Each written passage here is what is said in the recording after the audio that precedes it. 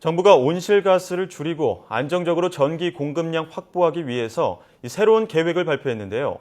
석탄 화력발전소의 건설을 취소하고 오는 2029년까지 새로운 원전을 짓기로 결정해 적지 않은 파장이 예상되고 있습니다. 네, 자세한 내용 경희대 원자력공학과 정범진 교수 전화로 연결해 알아보겠습니다. 교수님 안녕하십니까? 네, 안녕하세요. 네, 정부가 앞으로 15년간 필요한 예상 전력 수요량을 맞추기 위해서 7차 전력 수급 기본 계획을 발표했는데요. 먼저 이 전력 수급 기본 계획이 어떤 것인지 간단하게 설명해 주시죠. 예, 전력 수급 기본 계획은 정부가 매 2년마다 향후 15년을 내다보고 전력 수요를 예측해서 여기에 맞는 전력 설비 공급을 위한 계획을 수립하는 겁니다. 그 이유는 전력은 저장이 어렵고 생산과 동시에 소비가 이루어지기 때문에 또 수요가 발생했다고 해서 금방 발전소를 건설할 수 없기 때문에 이제 미리 계획해서 공급력을 확보해 놓는 것들이 매우 중요합니다. 예. 그래서 이제 정부가 계획을 수립하는 것입니다. 예, 또 지난 2013년에 진행한 6차 기본 계획과 달리 이렇게 7조 원을 들여서 원전을 추가로 짓게 된 배경은 무엇인가요? 제가 그 전력 수급 계획에 직접 참여한 것이 아니라 공개된 것들을 이제 읽어보고 말씀을 드리는 거기 때문에 예. 일단 자료에 나와 있는 것에 기반해서 본다 그러면 가장 중요한 것이 2020년 온실가스 저감화를 위해서 그 저탄소 발전원을 강화하겠다고 정책 방향이 나와 있습니다. 예. 이것에 따라서 이산화탄소를 배출하지 않는 발전소로서 원자력 발전소가 채택된 것으로 보입니다. 예. 그렇군요. 근데 가장 또 화두가 되는 것이 또 지역일 텐데요. 원전 추가 건설 후보지로 지금 강원 삼척과 경북 영덕이 거론되고 있는데 시민들의 강력한 반발이 예상됩니다. 좀 안전하다고 볼 수 있을까요?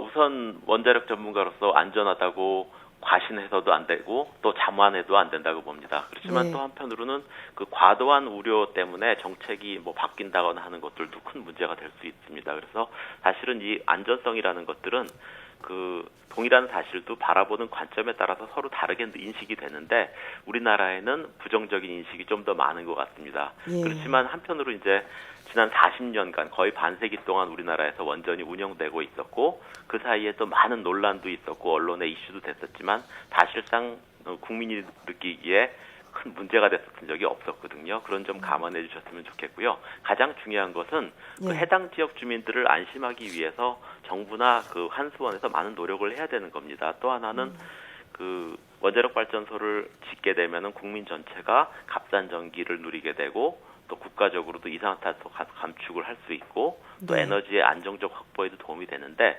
지역 주민들이 그것을 위해서 희생하는 셈이기 때문에 그 주변 지역을 지원하는 노력도 굉장히 많이 필요합니다. 예.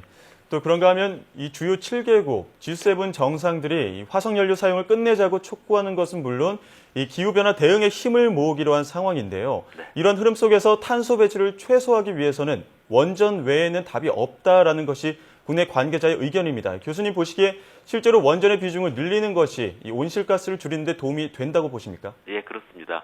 우선 그 이산화탄소의 한 80%가 교통 부문하고 에너지 부분에서 나옵니다. 예. 그리고 나머지 이제 산업과 일상 생활에 관한 부분인데 사실 산업 부분이나 교통 부분을 우리가 줄일 수가 없습니다. 그렇기 때문에 이제 이산화탄소를 저감해야 된다 그러면 에너지 부분에서 줄이는 것이 그 필수적인 요소인데요.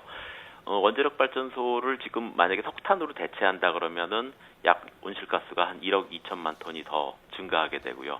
그러면 이게 보통 우리나라에서 생산하는 양의 한 뭐 15%, 18% 정도에 해당됩니다. 그렇기 때문에 지금 현재로서 원자력 발전소를 다른 발전원으로 대체하게 되면 너무나 그 피해가 심하고요. 그렇기 때문에 이제 온실가스를 저감하려고 그러면 원자력 발전소를 늘리는 방법밖에 없습니다.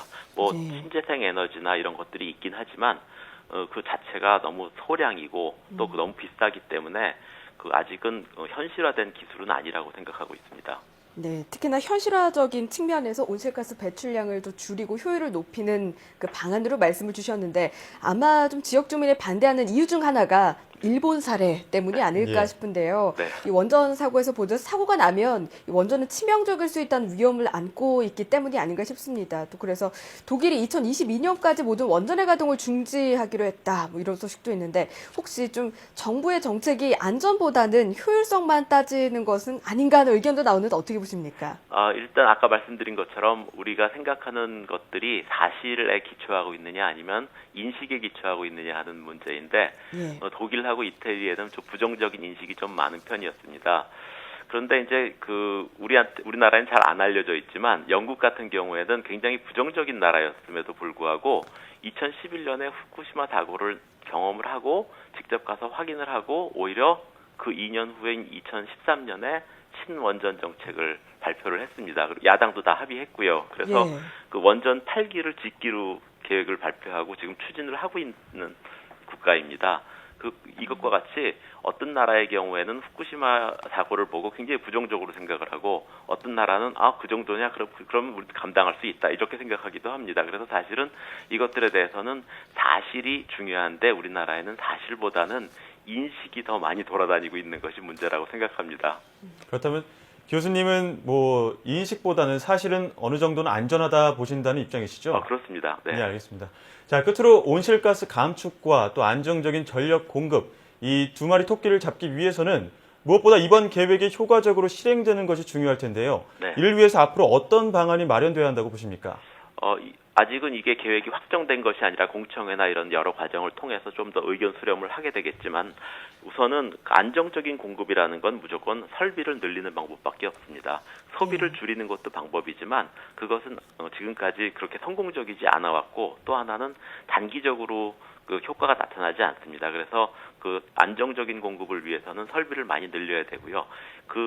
이 안정적인 공급을 위해서는 예비력을 많이 확충하는 것이 굉장히 중요한데 대부분의 사람들이 선진국의 예를 잘못 받아들이는 경우가 많습니다. 미국이나 유럽과 같이 그리드가 서로 연결돼 있는 나라는 예비력을 많이 확보하지 않아도 되는데 일본이나 우리나라와 같이 고립된 나라의 경우엔 예비력을 많이 확보해야 됩니다. 일본 같은 경우엔 거의 예비력이 70%까지 가거든요. 우리나라는 이번에 22%를 예비력으로 산정을 했는데 저는 좀 낮은 수준이라고 생각하고요.